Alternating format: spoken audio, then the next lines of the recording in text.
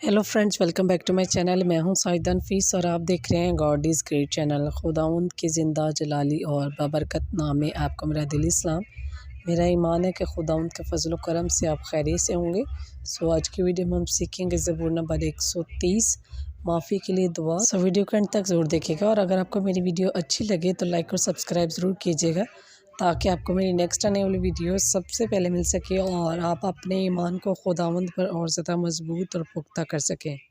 सो चलिए चलकर शुरू करते हैं अपनी वीडियो को और सीखते हैं ज़बूर नंबर 130 माफ़ी के लिए दुआ। ए खुदावंद, मैं गहराइयों में से तुझे पुकारता हूँ। ए खुदावंद, मेरी आवाज़ सुन। मेरी मिन्नत की आवाज़ पर अब तेरे कान मतवज्जो हों। ए खुदावंद, अगर तू बदियों का याद रखने वाला हो तो ए खुदावंद कौन ठहरेगा।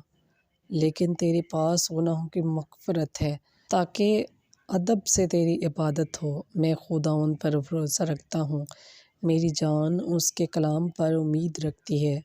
पासबानों की निस्बत जो फजर को देखते हैं, मेरी जान खुदावंद की ज़्यादा मुंतज़िर है। पासबानों की निस्बत जो फजर को देखते हैं, इसराइल खुदावंद का ज़्यादा मुंतज़िर हो, क्योंकि खुदावंद के पास शफ़क़त है और उसके पास कसरत से फ़िदिया है और वो इसराइल का फ़िदिया देकर उसकी तमाम बदियों से उसे छुड़ाएगा। बस पाक कलाम के पढ़े और सुने जाने पर खुदावंद की ख़ास बरकत हो, खुदावंद का शुक्र हो। सो मेरे अज़ीज़ों, खुदावंद इस कलाम की वसीला से आपको और मुझे बहुत सी बरकत से नवाज़े। अपना और अपने प्यारों का बहुत सारा ख्याल रखिएगा, दुआओं में याद रखिएगा। खुदा हाफिज़।